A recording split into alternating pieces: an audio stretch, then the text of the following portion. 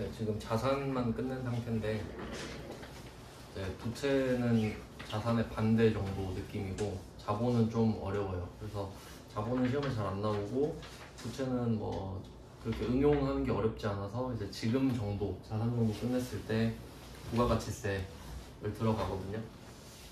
근데 바로 입력을 하면 좋긴 한데 이제 그러면 너무 좀 뭔지도 모르고 하게 되기 때문에 일단 기초 부가가치세 기초만 좀 설명을 해드릴게요. 이론적인 것.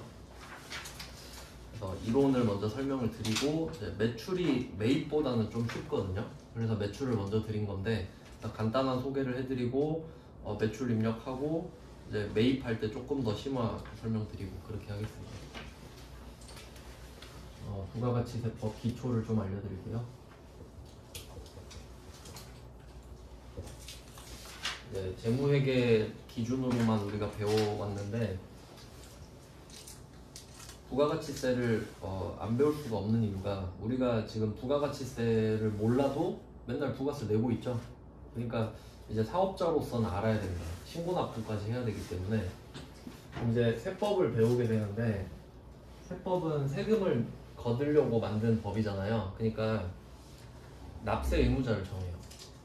세법을 만든 이유가 세금을 거두려고 하는 거니까 자 나는 누구한테 세금을 걷겠어 타겟을 딱 정하겠죠. 그러면 그게 제일 중요한 거예요. 그러면 이제 부가가치세법에서는 납세 의무자가 사업자입니다. 좀 간단하게 메모하세요. 지금 앞장이 거의 비었으니까 뭐 그런 데다가 메모하시면 됩니다. 그러면 납세 의무자는 일단은 사업자라고 해볼게요. 하나 더 있긴 한데 이따가 추가해 드리겠습니다. 그러면 이 부가가치세는 사업자를 타겟팅 한 겁니다. 그러니까 개인은 상관이 없는 거죠. 개인은 신고납부할 일이 없으니까. 자, 그래서 뭐 일단 사업자 확인했고요. 그럼 사업자가 세금을 내는구나. 그리고 사업자를 이제 정의하는 문구도 있는데 그건 그렇게 중요하지 않아요. 그냥 맨날 먹고 살려고 하는 사람을 사업자라고 하거든요. 좀 그런 느낌의 정의까지는 지금 중요하진 않고 그럼 특징을 좀 먼저 소개를 해드리겠습니다. 특징 일단 좀 간단한 것부터 알려드리면 국세. 첫 번째 특징은 국세입니다. 그럼 세금은 크게 국세랑 지방세로 나눌 수 있거든요. 왜냐면 여러분이 소속이 두 개라서 그래요. 대한민국 국민이면서 뭐 어디 지금은 광주광역 시민 이렇게 될 수 있죠. 그러니까 세금을 국가에도 내고 광주에도 내야 되거든요. 그러니까 국세, 지방세. 그럼 이 부가가치세는 국가에 내는 세금이라는 거예요. 근데 실제로 국가가 부가가치세를 거두면요, 거기서 몇 퍼센트지? 한 25%, 24% 정도를 지방으로 또 내려주거든요. 근데 일단은 국가로 올린다는 소리예요. 그래서 이 국세를 낸다라는 건 어떤 의미가 있냐면 광주에 세무서 있죠. 세무서 네. 5개 있거든요. 거기를 간다. 내가 거기 갈 일이 있다. 그러면 국세 내러 가는 거예요. 국세청 밑에 세무서가 있거든요. 그러면 만약에 내가 뭐 자동차세 요새 계좌이체로 하지만 자동차세 내러 뭐 구청에 간다. 북구청에 간다. 그러면 그건 지방세인 거예요. 차이 아시겠죠? 세무서는 국세 걷는 곳이거든요. 그래서 뭐 이거는 안 어렵죠? 국세청에 내는 거다. 그리고 물세. 이제 물건 물자입니다. 이게 반대가 인세라는 개념이 있는데 인세는 여러분이 잘 아시는 소득세가 있어요. 그러니까 소득세 중에 월급 받을 때 있잖아요, 회사에서. 그럼 내가 직장 동료, 그러니까 직장 입사 동기가 있다고 할게요. 나랑 똑같이 입사한 친구가 있는데 월급이 똑같다고 할게요. 근데 세금 내는 게 달라요. 이유가 얘랑 나랑 가족이 다르거든요. 그러니까 가족의 나이도 다르고 가족 수도 다르고 그러니까 부양가족이 다르죠. 그런 게 인세예요. 인적사항을 고려해서 내는 게 인세거든요. 근데 여러분 편의점 갔을 때 물건 사면 혹시 가족 몇 명이세요? 뭐 그러지 않죠. 물건에 세금이 붙기 때문에 인적사항이 필요가 없는 거예요. 그래서 물세. 안 어렵죠? 그 다음에 세 번째 일반 소비세. 일단 쉬운 거부터 알려드리는 거예요. 일반 소비세는 그냥 부가가치세 특징인데 소비세라는 겁니다. 그러니까 이거 지금 적어드릴 거는 그 적으실 필요 없어요. 이건 듣기만 하세요.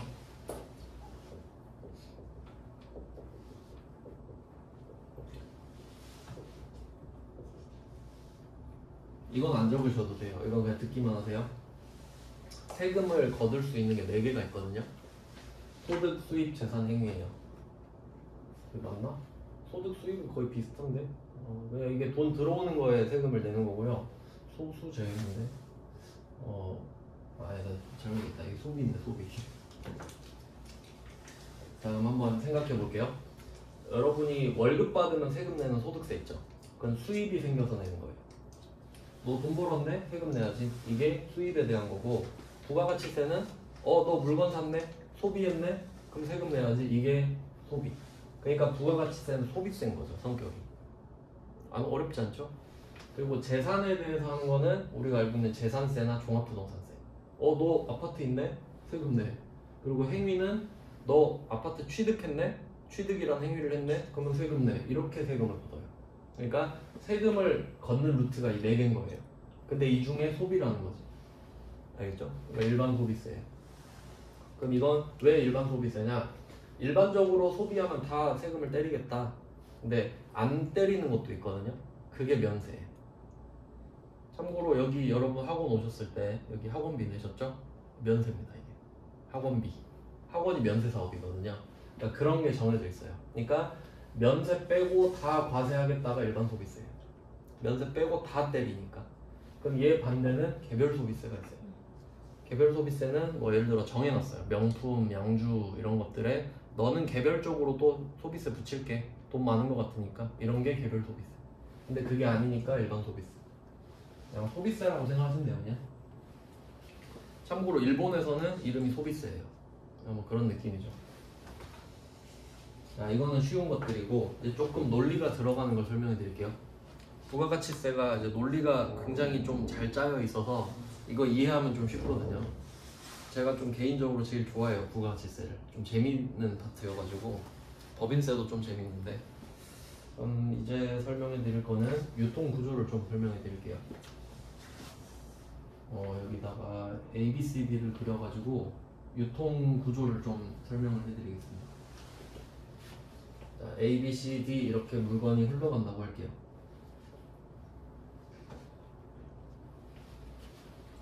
그러면 이제 유통 과정이 거쳐갈수록 물건값이 비싸지죠, 보통. 금액은 제가 임의로 설정을 해볼게요. 금액은 뭐 500원, 700원, 1000원 이렇게 해보겠습니다. 자, 그럼 물건이 이렇게 가요. 그러면 보통은 이제 A가 제조업자가 될 겁니다. 물건을 최초 만드는 사람이 있겠죠. 그리고 B는 도매업자일 거예요. 엄청 많이 떼다가 파는 사람들 있죠. 그리고 소매업자가 있겠죠. 편의점 같은 거. 그리고 최종 소비자가 있을 겁니다. 그러면 한번 여기가 최종 소비자거든요. 이제 여러분이 여기 있는 거예요. B. 자, 그럼 이때 A, B, C, D가 있는데 자, 분류를 해볼게요. 부가가치세법의 납세 의무자는 사업자죠. 자, 사업자는 A, B, C입니다. 맞죠? 사업자 아니죠? 여긴 비사업자예요. 그래서 여기를 이렇게 나눌 수 있겠네요. 사업자와 비사업자. 여기가 사업자 라인이죠. 자, 그럼 사업자가 납세를 해야 됩니다. 그러면 이때 물론 A도 사왔을 텐데 여기까지는 뺄게요. 너무 복잡해져서 A는 그냥 사온 건 없다고 치고 바로 만들었다고 하겠습니다. 그럼 A는 500원짜리 물건을 B한테 팔 거예요. 근데 납세 의무자죠. 50원을 내야 되거든요. 10%. 그러니까 550원을 달라고 그래요. 그렇겠죠. 자기가 손해보면 안 되니까. 그럼 이때 A는 물건을 주면서 B한테 550원을 받아요. 맞죠? 그리고 이 50원을 냅니다. 그리고 생각해보세요. A가 손해본 게 있는지. 손해본 거 없죠? 손해본 게 있다면 귀찮은? 가서 신고납부 해야 되니까 그 정도? 근데 내 돈 내는 거 아니잖아요. 삥 뜯어서 내죠. 자, 이 느낌을 잘 기억하셔야 돼요. 그 다음에 B가 C한테 또 물건 팝니다. 그럼 얘가 당한 게 있잖아요, 지금. 그러니까 너도 한번 당해봐라 하고 너도 770원 내놔 이러겠죠. 이제 얘부터가 중요해요. 그러면 B도 70원을 걷었기 때문에 70원을 내야 되잖아요. 자, 근데 이게 소비세라 그랬잖아요. 그러면 지금 이 B가 이 물건 550원에 사서 얘한테 그대로 팔았죠. 소비했나요? 소비하지 않았죠. 유통시켰죠. 안 썼잖아요. 안 쓰고 그대로 팔았잖아요. 그럼 얘는 소비세를 낼 이유가 없는 거예요. 그러니까 50원을 지금 삥 뜯겼잖아요. 근데 나는 왜 이걸 뜯어가냐면 국세청 입장에서는 B가 물건을 사가서 쓸지 안 쓸지 모르잖아요. 그러니까 일단은 거드라 이거야. 그러면 B는 일단은 냈어요. 내라고 하니까. 그리고 자기는 팔았잖아요. 그럼 국세청은 얘가 이 물건을 팔았다는 사실로서 얘가 안 썼다는 걸 알 수 있죠. 팔았으니까 안 썼겠지. 그러니까 아, 너 50원 냈는데 안 썼구나. 그럼 돌려줄게. 이렇게 되는 거예요. 근데 일단 얘가 쓸지도 모르니까 삥은 뜯어놓은 거예요. 그럼 얘가 이제 입증이 됐으니까 알리바이가 성립이 됐잖아요. 그러니까 얘는 얼마를 내냐? 70원을 내고 50원을 받아요. 70원은 걷었으니까 내고 50원은 냈으니까 받아요. 근데 이걸 하다 보니까 우리가 왜 이러고 있지? 그냥 여기서 이걸 빼서 내면 되지 않나요? 이러게 되는 거지. 그러니까 빼고 내라. 네가 거둔 70원에서 네가 냈던 돈 빼고 20원 맞네. 이렇게 하면 합리적이죠. 그리고 또 생각을 해보세요. B가 손해본 게 있는지. 없죠. 내가 내 돈으로 내는 거 아니잖아요. 그러니까 이제 여러분은 감을 잡으셔야 돼요. 납부만 하는구나. 부담은 하지 않는구나. 걷어서 내주잖아요. 그러니까 약간 원천징수 느낌만 나는 거잖아요. 그러니까 부가가치세법상 사업자는 사실 손해보지 않아요. 이게 중요한 거예요. 그러니까 납세를 한다고 해서 아 뭔가 세금 낸다 이러는데 손해보는 게 없습니다. 자, 그럼 이제 C로 가볼게요. 자, C는 이제 1,000원에 팔았으니까 우리한테 100원을 요구하겠죠. 근데 얘는 70원 냈죠. 얼마 내겠어요? 30원은 내겠지. 이렇게 되는 겁니다. 자, 이제 여러분한테 왔습니다. 여러분은 이 물건을 1,100원에 샀거든요. 여러분은 어떻게 해요? 뭐 100원 돌려받습니까? 아니죠. 그냥 얘는 100원을 부담했죠. 내는 것도 아니고 돌려받는 것도 아니고 그냥 1,100원에 샀다 끝. 자, 그러면 이때 D가 담세자예요. 세금을 부담한 사람. 여러분은 세금을 부담만 하셨죠. 왜냐하면 여러분은 부가가치세 납세자가 될 수 없는 게 여러분이 납세자가 되려면 편의점에서 1,000원짜리 물건 사면 1,000원은 편의점 주고 100원은 저기 광주세무서 가서 내고 가야 돼요. 그래야 납세자예요. 근데 그런 적 없죠. 그러니까 여러분은 담세자이기만 한 거예요. 자, 그럼 이 100원을 어떻게 냈냐? 30원, 20원, 50원 나눠서 냈죠. 똑같죠? 그럼 이 사람들이 납세, 여기서 납세자 해도 되고 납세 의무자 해도 되는데 둘이 다르죠. 이렇게 해서 간접세라고 합니다. 간접적으로 세금을 납부하게 되니까.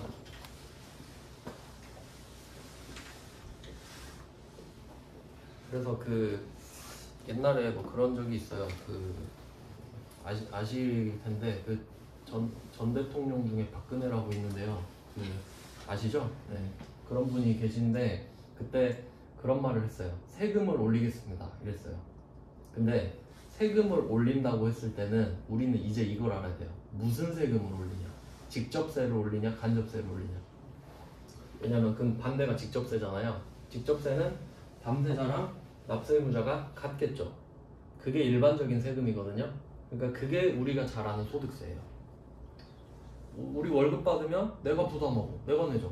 물론 회사가 연말정산을 해주지만 결국 내가 부담하고 내가 내는 거죠. 그러면 직접세를 올리잖아요.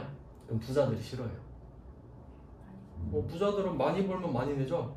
근데 직접세를 올리겠다 그럼 부자들이 싫어하죠. 생각해보세요. 박근혜 대통령 때 그 사람 보수인데 세금을 올리겠습니까? 직접세 안 올리겠죠. 그럼 그 사람이 세금 올린다는 말은 간접세 올린다는 소리죠. 그리고 뭐 올렸어요? 담배값 올렸잖아요. 2,000원 올렸죠, 담배값. 전 그 전에 끊어서 진짜 다행이라 생각했는데 그때 2,700원짜리가 4,700원 돼버렸죠. 그러면 어떻게 되냐면 근데 통계적으로 저소득층이 담배 많이 피거든요. 그러면 저소득층만 더 죽어나는 거야. 근데 자기 말로는 증세했지 않냐. 그러니까 이게 그 민중 갖고 장난치는 거예요. 그러니까 여러분은 이 정도는 아셔야 돼요. 세금을 올린다 그러면 무슨 세금 올리는지 보셔야 돼요. 근데 보수는 100% 간접세 올리지. 이해되시죠? 근데 만약에 진보가 잡았다 그러면 직접세를 올릴 확률이 있는 거예요. 그러니까 그걸 대변하는 사람을 자기가 뽑는 거 아닙니까? 그게 정치거든요. 그러니까 원래 정치가 세금에서 시작해요. 보수는 세금을 안 걷는 거고 진보는 많이 걷어서 뿌리는 게 진보거든요. 그러니까 그런 느낌이에요. 그러니까 이런 게 다 연결되는 거지, 정치랑도. 그래서 이런 거 장난침일 수 있으니까. 그래서 우린 이걸 알아야 돼요. 간접세다 그럼 부가가치세 이야기하는 거예요. 아시겠죠? 간접세는 그냥 부가가치세를 다른 말로 하는 거예요. 그러니까 이런 거지. 정치판에서 이럴 수 있잖아요. 부가가치세를 올리겠습니다. 그럼 여러분 바로 반발하죠. 근데 간접세를 올리겠습니다 하면 사람들이 눈치 봐요. 간접세가 뭐지? 그냥 뭐 올리라 그래. 이런 느낌이 된다고요. 아시겠죠?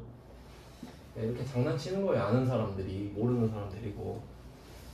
그러면 뭐 간접세 중요한 거 하나 나왔죠? 기억에 잘 남으시겠죠? 시험에 잘 나옵니다. 간접세다, 부가가치세는 간접세다, 이것도 잘 나오고, 이걸 설명하는 말도 잘 나와요. 납세자와 담보자가 다른 걸 말한다. 이런 식으로 풀어서 설명하기도 하고요. 그리고 이때 지금 A, B, C, D가 있는데 거래 단계가 3개 나왔죠. 3개가 나왔죠? 원래는 결국은 A가 D한테 판게되잖아요. 결국은. 근데 단계가 3개인데 단계마다 부가세를 다 걷어요. 이유는 말씀드렸죠. 누가 중간에서 소비해버릴 수도 있거든요. 그러니까 국세청은 그거 감시하기 힘들잖아요. 그러니까 그때그때 걷어버리라 그래. 이해되시나요? 그러니까 예를 들어서 B가 자기가 팔던 물건을 하나 써버린 거예요.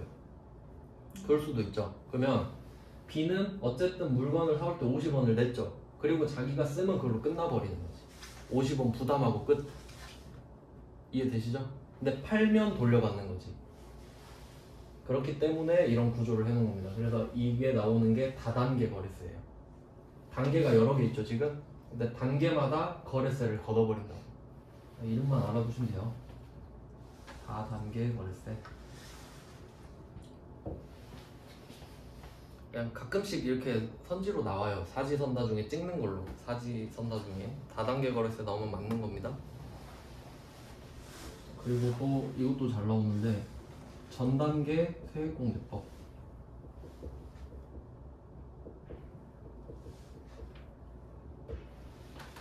전단계 세액공제법에서 여기서 세액이 중요합니다. 이건 좀 해석을 잘해야 되는데 부가가치세를 누가 언제 내냐라고 하면 지금 이제 보시면 아시겠지만 팔면 내거든요.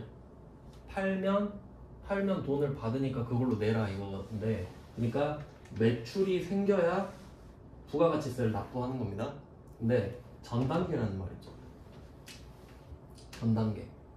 그럼 내가 물건을 팔아야 부가세를 내잖아요. 그럼 파는 거의 전단계는 매입일 수밖에 없어요.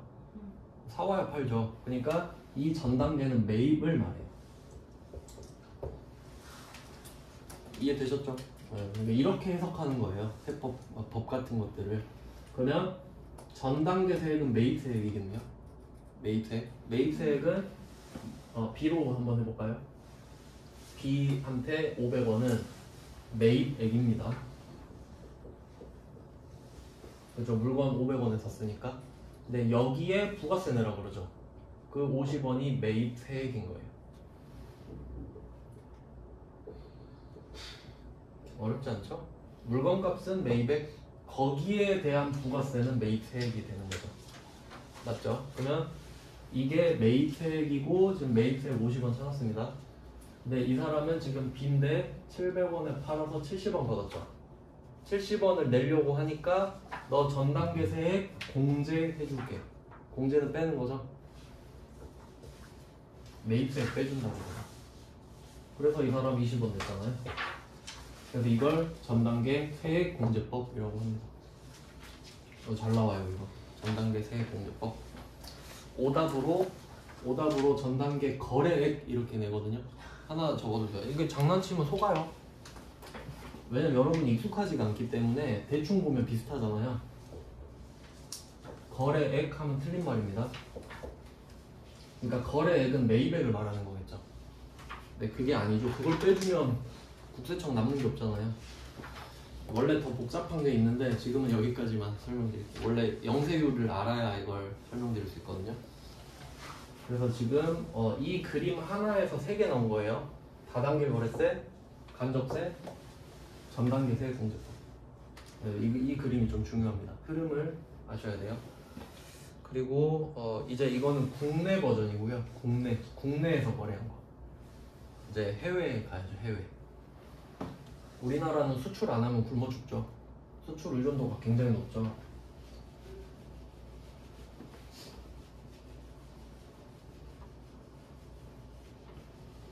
이제 트럼프가 됐잖아요. 우리나라에 관세를 엄청 때릴 겁니다. 뭐 어쩔 수 없죠. 그래도 수출하겠죠. 현대자동차는 트럼프한테 지금 10만 달러 기부했다던데.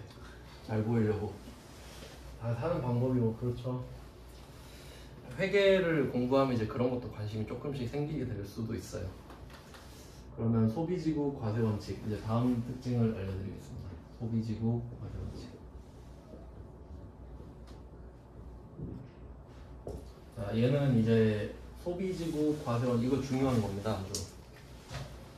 자, 지금 중요한 것들은 좀 표시를 해두면 다단계 거래세는 중요하지 않고 이거 중요하고 소비지구 과세원칙 중요하고 간접세도 밑에 써놨었는데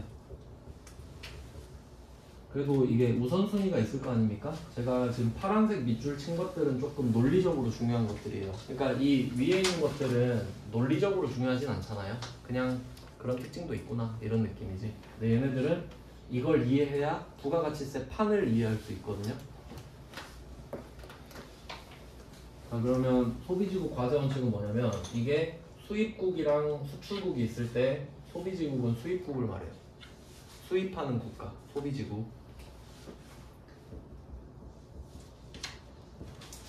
이 나라에서 과세를 한다. 그러면 예를 한번 들어보겠습니다. 국가가 2개 있다고 할게요. A 국가, B 국가. 자, 이제 두 나라가 거래를 하는 거죠. 그러니까 한 나라 안에서 거래를 할 때는 한 나라 안에 있으니까 나라가 통제를 해줄 수 있죠. 어차피 국민 아니에요, 둘 다. 그러니까 너는 이렇고 쟤는 이렇게 해라 이렇게 할 수 있는데 국가가 다르면 A 국가가 B 국가한테 이래라 저래라 할 수 없죠. 그러니까 이게 복잡해지는 거예요. 그러면 A 국가가 B 국가한테 물건을 한번 팔아볼게요. 자, 물건을 넘겨요. 근데 A 국가도 소비세가 있을 거고 B 국가도 소비세가 있을 거 아닙니까? 그럼 한번 예를 들어볼게요. 우리나라 이 A 국가를 우리나라랑 똑같이 부가세율이 10%라고 할게요. 그리고 B 국가는 저기 북유럽 25%라고 해보겠습니다. 아마 그 서유럽 쪽 있죠. 뭐 독일, 뭐 그 프랑스 이런 데 있잖아요. 거기는 아마 17, 18% 이 정도 될 거예요. 우리나라가 굉장히 낮은 편이에요. 일본은 5%였는데 이제 10%가 됐고. 그러니까 그런 나라마다 다르거든요. 그래서 문제가 생겨요. 그럼 일단 제일 먼저 따져야 될 건 뭐냐면 만약에 1,000원짜리 물건을 보낸다 할게요. 1,000원짜리 물건. 근데 이런 거예요. A 국가에서도 나 부가세 거둘래. 근데 B 국가에서도 나도 거둘래. 하면 어떻게 될지 보세요. A 국가가 1,000원짜리에다가 10%를 가져가면 100원을 삥 뜯어가겠죠. 그럼 이 물건을 파는 회사는 1,100원에 팔겠죠. 바보가 아니니까. 그럼 1,100원에 넘어갔는데 거기에 25%가 또 붙죠. 그럼 이 물건 사는 국민들만 바보 되죠. 이중과세 맞아버리잖아요. 그러니까 내는 건 어쩔 수 없는데 2번 내라고 그러면 싫죠. 그러니까 이중과세는 금지돼 있어요. 당연한 말이죠. 이중과세는 그냥 불문율이에요. 당연히 안 되는 겁니다. 그러니까 둘 중에 하나만 하자 이거지. 하나만 하자. 그래서 일단 수출국이 한번 해볼게요. 우리나라가 한번 걷어볼게. 그러면 얘가 100원을 걷었으니까 1,100원으로 가겠죠. 1,100원으로 가요. 자, 이렇게 도착했습니다. 그리고 얘는 걷으면 안 되죠. 내가 걷고 넌 안 걷기로 했으니까. 자, 근데 이 나라에도 1,000원짜리 물건이 있을 거 아니에요. 근데 이 나라에서는 1,000원짜리 물건이 얼마에 팔리죠? 1250원 이렇게 팔리죠. 자, 그러면 둘이 가격이 달라요. 근데 문제는 뭐냐면 둘 다 1,000원짜리거든요. 근데 이 가격이 퀄리티 때문에 차이가 나는 게 아니죠. 세금 때문에 달라져 버렸죠. 그럼 이 나라 국민은 웬만하면 뭘 사겠어요? 싼 걸 사겠죠, 당연히. 그럼 이걸 살 거 아니에요. 품질은 똑같은데 이게 싸니까. 그러면 이 나라에서 이 물건 만드는 회사는 물건이 안 팔리겠죠. 그러면 국가한테 뭐 소송 걸거나 할 수 있죠. 그럼 또 이 나라는 이 나라한테 뭘 할 수 있죠? 이게 외교 문제가 생길 수 있어요. 둘이 세율이 다르니까. 그러니까 이게 수출국에서 걷어보니까 안 좋더라 이거예요. 그러니까 야, 너는 하지 마봐 이렇게 된 거죠. 하지 말고 나한테 맡겨봐 하니까, 그럼 얘는 이번에 수출할 때 아무것도 못해요. 약속했어요. 나는 그냥 보낼게. 그럼 이 물건이 여기에 도착해서 얘가 25% 걷겠죠. 그러면 1,250원. 자, 이제 문제 없어. 이제 안 팔리면 네 잘못. 그럼 국가도 할 말 있고 서로 사이 좋고.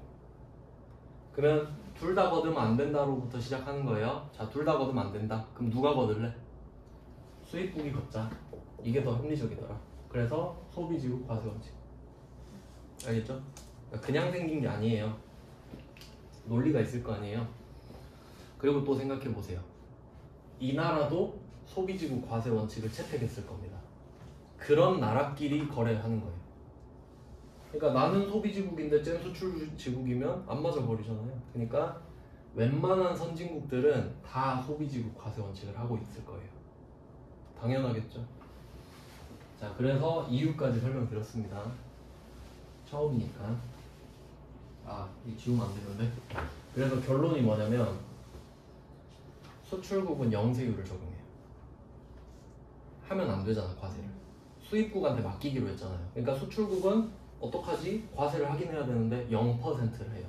형식적으로. 이게 그래서 중요한 겁니다. 얘 때문에 수출국이 0% 세율을 적용하게 되거든요.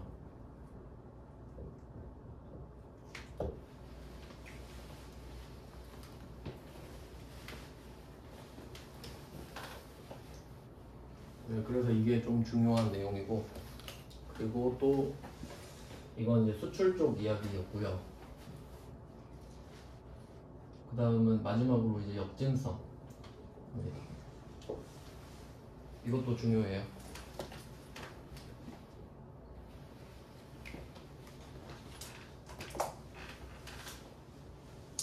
이거 역진성 하기 전에 여기에 부연 설명을 해드리면 소비지국 과세 원칙이잖아요. 그러니까 여러분 그 직구 같은 거 해보셨죠? 물건 해외에서 물건 사면 그때 카톡이 날라와요. 세관에서 관세랑 부가가치세를 내셔야 택배 보내드립니다.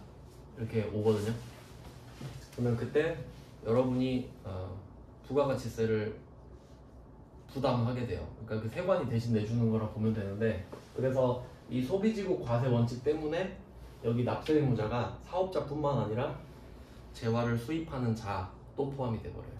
소비지국 과세 원칙으로 정해놨기 때문에. 그러니까 물건 수입을 사업자만 하는 거 아니잖아요. 개인도 수입을 할 수 있죠. 하나 직구도 수입이잖아요. 근데 구매 대행 그쪽에서 해주는 거지. 그래서 그것도 포함이 돼요. 이 소비지국 과세 원칙 때문에 재화를 수입하는 자까지 포함됩니다. 이제 조금 디테일까지 따져보면 재화를 수입하는 사업자가 아니라 재화를 수입하는 자도 포함되는 거예요.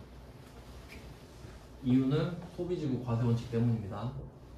재화를 수입하는 자도 수입한 거잖아요. 그러니까 부가세를 납부할 의무는 있어요. 여러분이 직접 하지는 않으시죠?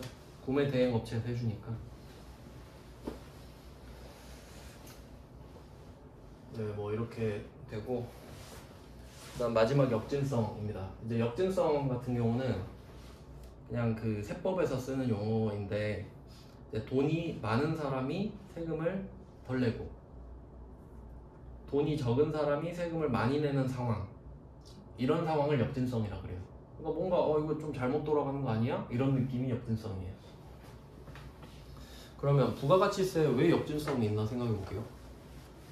기본적으로 부자든 빈자든 같은 물건 사면 똑같은 부가세 내죠. 그러니까 부자랑 빈자가 각각 1,000원짜리 물건을 샀다고 할게요. 그럼 각각 100원씩 내죠. 그럼 이거 뭐 불공평한 거 아니잖아요. 근데 부담이 다르잖아요. 부담하는 느낌이 다르잖아요. 그러니까 그게 역진성인 거예요. 그러니까 억지 부리면 그래요. 그냥 굳이 따지면 그렇잖아요. 그걸 역진성이라고 하거든요. 그러니까 그러면 좀 느낌이 안 오니까 이렇게 해봅시다. 그러니까 우리가 광주에 사니까 아무래도 여긴 지방이니까 지하철이 잘 안 돼 있어서 차 없으면 불편하잖아요. 그래서 내가 이제 출근하려고 차를 한 대 샀다고 할게요. 경차를 1,000만 원 주고 샀어요. 그럼 부가가치세가 100만 원 붙겠죠. 자, 근데 부자랑 빈자랑 같이 산 거예요. 그럼 부자한테 100만 원 나간지도 몰라요. 근데 난 100만 원 너무 잘 알죠. 아, 100만 원 나갔네. 어떡하지? 이렇게 되죠. 부담률이 다르죠. 그러니까 부자들은 이런 거 뭐 신경도 안 쓰는데 난 너무 힘들다. 그러니까 그게 역진성인 거예요. 둘 다 차가 필요한데 난 사치 부리지도 않았어. 심지어 막 뭐 소나타 산 것도 아니잖아요. 그러니까 억울하다 이거지. 그런 게 역진성입니다. 그럼 국가가 이제 이 사실을 인지한 거죠. 그러니까 이거는 굳이 따지면 단점에 해당하겠죠. 단점. 그럼 얘를 좀 완화를 해줘야 될 거 아니에요. 그래서 나온 게 면세제도입니다. 그러니까 차에 대해서 부가세를 빼주지 못하지만 주로 빈자들이 구매하는 물건들 있죠. 그 예를 들면 어떤 느낌이 있냐면 그 쌀 있죠. 쌀 가마에 들어있는 거, 쌀 봉투에 들어있는 거, 그거 사면 면세거든요. 근데 햇반 있죠. 햇반은 과세란 말이에요. 느낌 아시겠죠? 그러니까 최소한의 것들은 면세로 깔아놔요. 그래서 나중에 내가 물 못 먹는다 그럼 수돗물 면세거든요. 근데 생수는 과세예요. 그러니까 그렇게 느낌이 좀 있어요. 그러니까 여러분 나중에 뭐 취직하고 지금 직장 다니실 때도 내가 차 없으면 버스, 지하철 타야 되죠. 그러니까 걔는 면세란 말이에요. 어떤 느낌인지 아시겠죠? 그래서 면세 제도를 만들어 놓은 거예요. 최소한의 것들은 내가 면세로 깔아 놓을 테니까 돈 없으면 그거 이용하세요. 이런 느낌인 거죠. 그러니까 최소한의 배려입니다. 최소한의 배려. 그래서 그 면세 사업자가 있을 거 아니에요. 그럼 면세 사업자는 어떻게 생긴 거냐면 내가 면세 사업자를 하고 싶어서 하는 게 아니라 내가 다루는 물건 있죠. 내가 이걸 파는 물건, 그게 면세인 거예요. 그냥. 그러니까 이 학원도 면세 사업자를 하려고 한 게 아니라 나 학원 해야지 했는데 학원이 면세래요. 그럼 면세 사업자인 거예요. 그냥. 뭐 그런 느낌이에요. 내가 고르는 게 아닙니다. 이런 식으로 이게 기본 특징이고요. 사업자까지 안 되나? 이 정도 하면 되려나? 하나만 더 설명드리고 과세 기간이랑 최소한의 것만 해야 되거든요. 지금 시간이 많이 없어가지고 과세 기간도 한번 설명을 해드리겠습니다. 이제 부가가치세를 뭐 내는 건 알겠다. 그러면 어떻게 내냐라고 하면 이게 1년이 1월 1일부터 12월 31일까지 있잖아요. 자, 부가가치세의 과세 기간은 누구에게나 똑같습니다. 무조건 1월 1일부터 12월 31일까지 다 똑같아요. 자, 그리고 이거를 쪼갭니다. 두 개로 1기, 2기. 우리가 이제 일상 용어로서는 앞에 6개월이죠. 1월부터 6월까지를 상반기라 그러죠. 상반기. 1년을 반으로 쪼갰으니까. 그럼 뒤에는 하반기. 상반기가 1기, 하반기가 2기입니다. 이렇게 두 개로 쪼개놔요. 왜냐면 국세청 입장에서 세금을 걷잖아요. 그러면 이런 게 있어요. 만약에 내가 1년 동안 A라는 사업자한테 1,000만 원을 거둘 수 있다고 해볼게요. 그러면 1년을 쭉 기다렸다가 1,000만 원을 걷는 거예요. 그런 방법이 있고, 두 번째 방법은 이런 게 있어요. 반으로 쪼개서 상반기에 500 내고 하반기에 500 내세요 하는 방법이 있어요. 그럼 당연히 뭐가 좋아요? 걷는 사람 입장에서 후자가 좋죠. 왜냐면 현금은 빨리 들어오는 게 좋아요. 그러니까 그냥 이렇게만 생각해도 됩니다.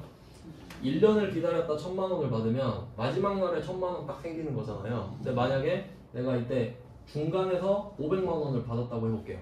그러면 이거 토스뱅크에만 넣어놔도 6개월 동안 이제 얼마 붙겠습니까? 몇만 원은 붙겠죠. 그러니까 당연히 그게 무조건 이득이거든요. 그러니까 쪼개는 거예요. 그래서 1기 때 한 번 걷고 2기 때 한 번 걷고. 자, 근데 이제 욕심이 끝이 없어요. 이걸 또 쪼개요. 1기, 2기를 또 쪼갭니다. 그래서 앞에 1기의 앞부분은 이제 1, 4분기가 되겠죠? 이걸 1기 예정이라고 그래요. 1기 예정. 그리고 뒷부분은 1기 확정이라고 합니다. 최대한 쪼개는 거예요. 최대한 쪼개는 거. 그래야 3개월마다 또 받을 수 있잖아요. 자, 2기도 똑같겠죠.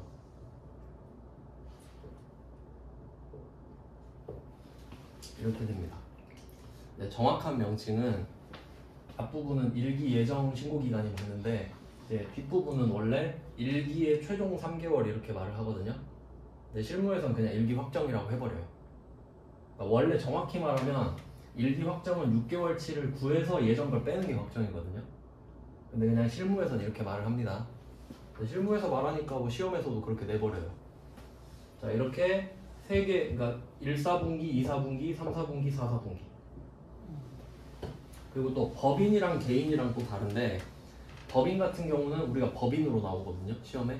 법인은 3개월마다 신고납부, 신고납부, 신고납부, 신고납부합니다. 4번 해야 돼요. 그러니까 법인은 손이 많이 가죠. 근데 개인 사업자 같은 경우는 예정 때는 국가가 그냥 고지를 해줘요. 너 이 정도 내세요 하고 예정 때 이때 내고 확정 때는 자기가 신고하거든요.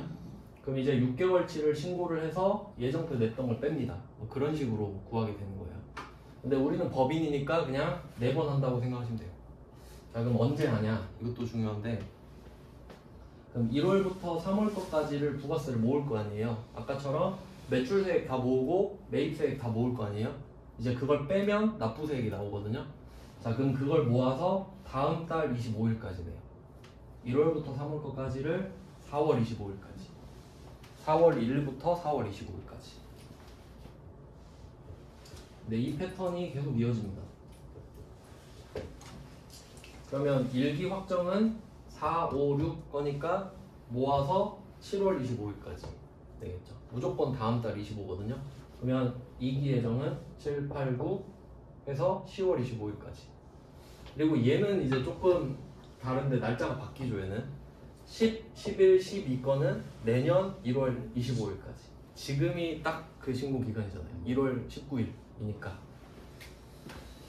그래서 지금이 세무서 앞에 가면 안 걸려 있었는데 아까 보통 이렇게 걸어 놓거든요. 부가가치세 뭐 1기 예정 신고 기간입니다 이렇게 보통 써놓는데 북광주 세무서에는 없었어요.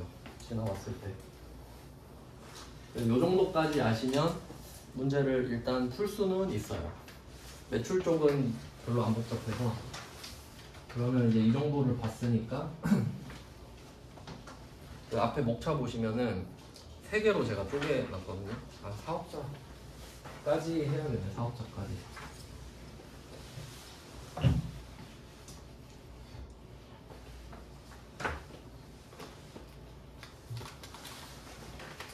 네, 사업자까지는 좀 하겠습니다. 과세 사업자랑 면세 사업자.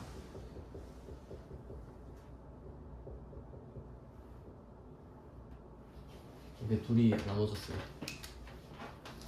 그러니까 부가가치세법에서 주인공은 과세사업자예요. 왜냐하면 면세사업자 같은 경우는 부가가치세가 면제됐잖아요. 그러니까 면세사업자는 물건을 팔 때 부가세를 안 걷어요. 그러니까 안 내겠죠. 그러니까 면세사업자는 의무가 없어요. 형식적인 사업자인 겁니다. 근데 얘가 없을 수는 없어요. 왜냐하면 아까 역진성 완화 때문에 면세를 만들어놨죠. 그러니까 그거 팔면 면세사업자가 돼버리잖아요. 그러니까 면세사업자는 어쩔 수 없이 있는 겁니다. 그냥. 그러니까 국세청이 좋아하진 않겠지. 하지만 이제 그래서 이 면세사업자는 부가가치세법상 사업자가 아니죠. 이게 중요해요. 그러니까 이름이 면세사업자잖아요. 근데 사업자가 아닙니다. 부가가치세법상 사업자가 아니에요. 그래서 얘는 소득세랑 그 법인세만 내거든요. 그래서 부가가치세법을 할 때는 얘가 비사업자라고 생각하셔야 돼요. 비사업자라고 생각하시면 됩니다.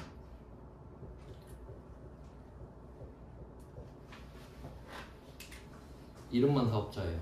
면세라고 부를 순 없잖아요. 그러니까 면세 사업자라고 부르는 겁니다. 자, 그러니까 얘는 들러리예요. 그렇게 신경 안 써요. 자, 그럼 이제 과세 사업자로 가볼게요. 자, 여기는 두 개로 나눕니다. 간이과세자랑 일반과세자.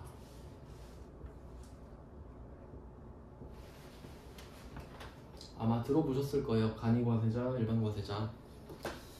간이과세자는 이 과세, 그러니까 세금을 걷어서 내야 되는데 조금 더 영세한 사람을 말해요. 그러니까 돈을 좀 잘 못 벌어. 그런 사람들을 간이과세자로 빼는데 이제 그 기준이 있겠죠. 그러니까 두 개밖에 없기 때문에 기준을 한 개만 알면 나눠지는 거예요. 그래서 이거를 좀 외우시면 좋은데, 근데 꼭 외울 필요는 없습니다. 지금 상황에서. 지금 우리는 부가가치세가 급한 게 아니라 재무회계가 급하거든요. 그래도 혹시 이제 이해하실 수 있으면은 이게 기준이 제가 한번 적어볼게요. 직전 연도 공급대가 1억 400만 원 미만 개인 사업자입니다.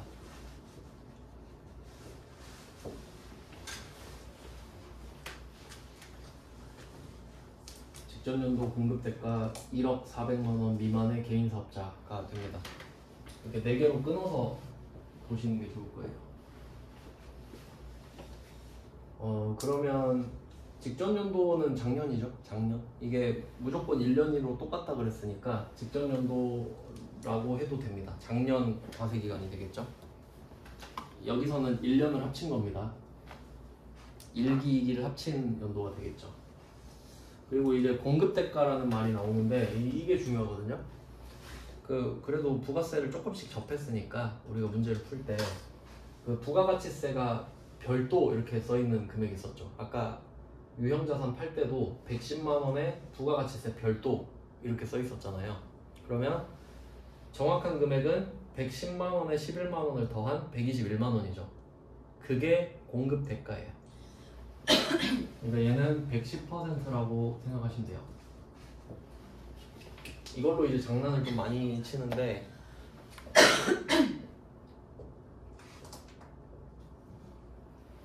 공급 가액이 있고요. 그리고 부가가치세가 있어요.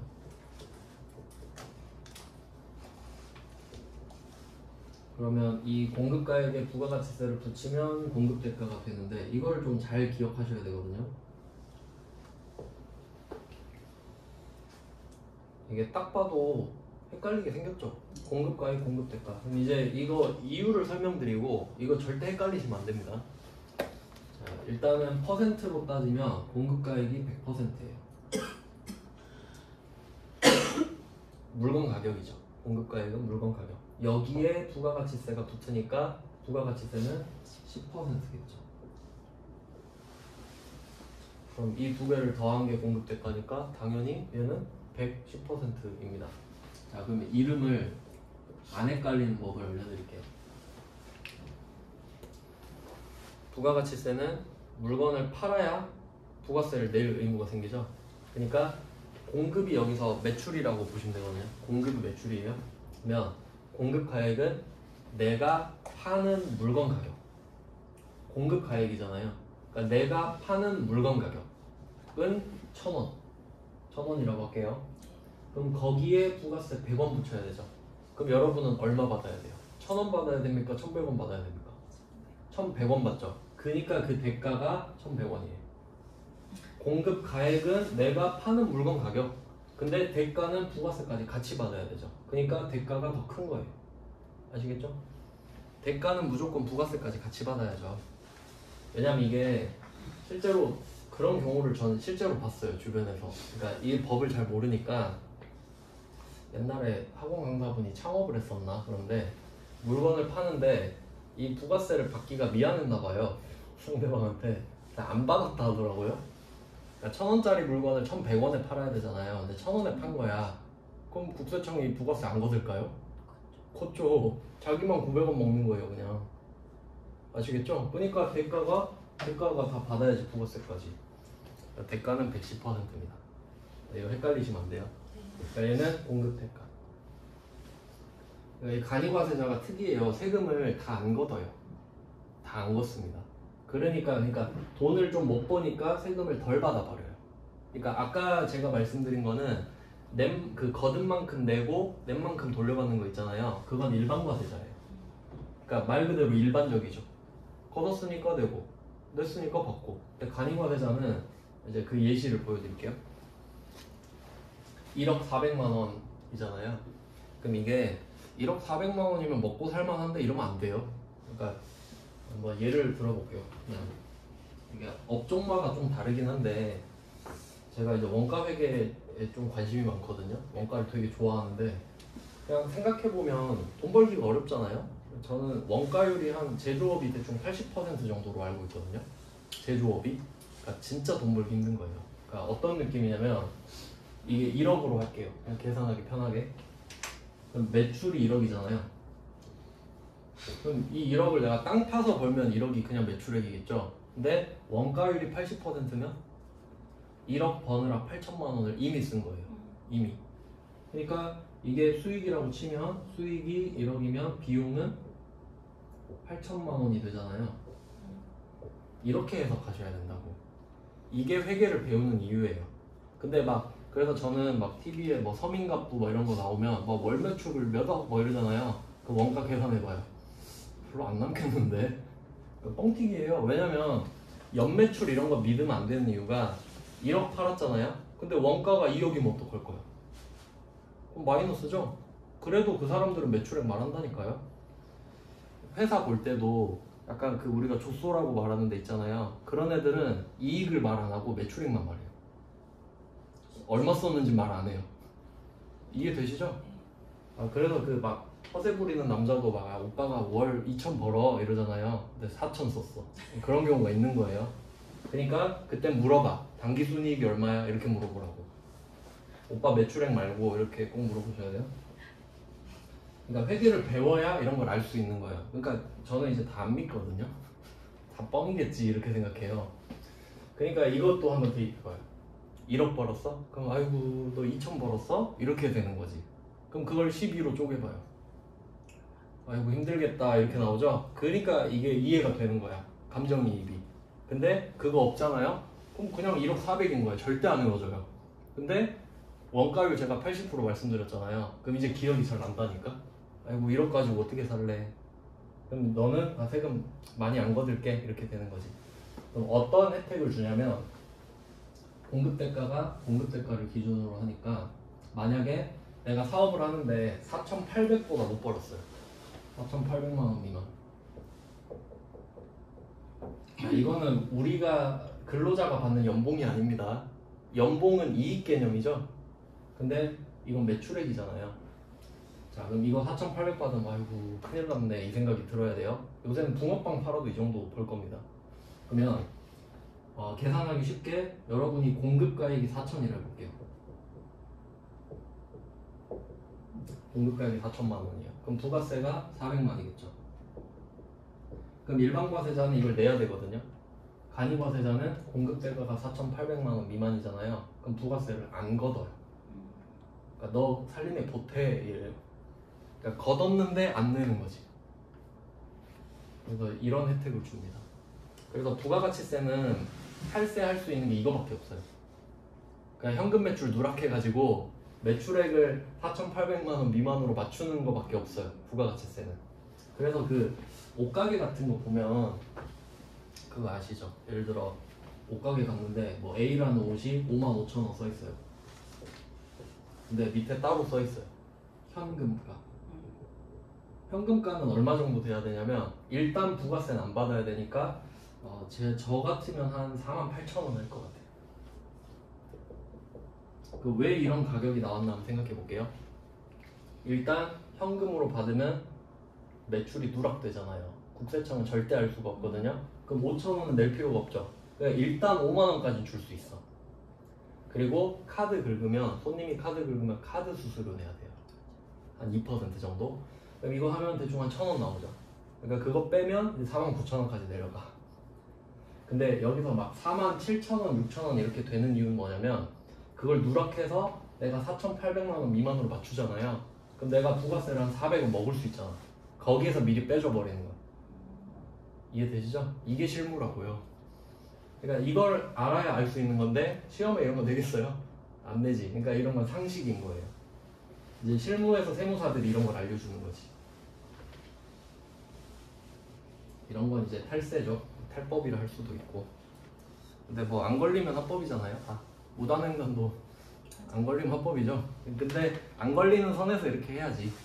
근데 절대 간이과세자는 세무조사 안 합니다. 인건비가 안 나오기 때문에.